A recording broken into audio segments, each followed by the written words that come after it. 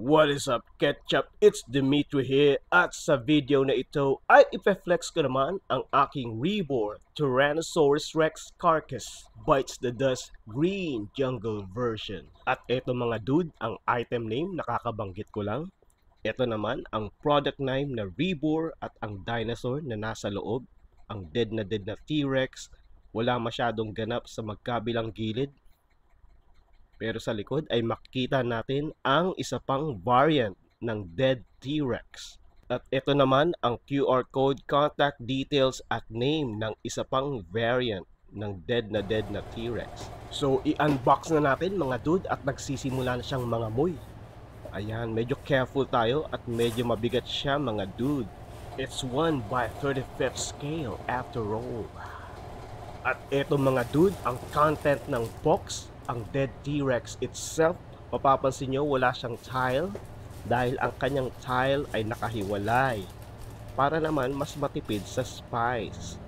So ano pang tinatanga-tanga natin? I-assemble na natin mga dude. The good thing about this is parehas ng material ang item na ito at napakadali lang mga dude ikabit ang tile sa body.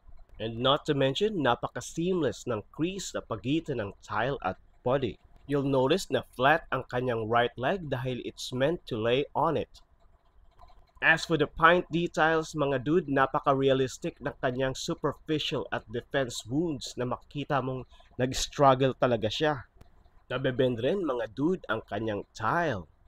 Ang nag-iisang hanas ko lang mga dude ay ang kakaibang crease sa ilalim ng kanyang neck na hindi naman kailangan dahil hindi naman nabubuka ang kanyang mouth. But all in all, I would still say that this is indeed a masterpiece from Rebor.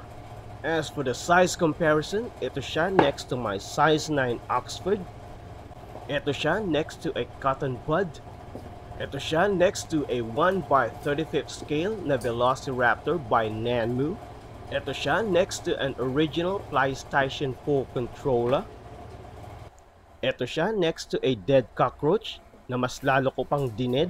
At eto siya mga dude next to Suplanter 2.0 na talaga namang napakagandang i-partner sa dead na T-Rex.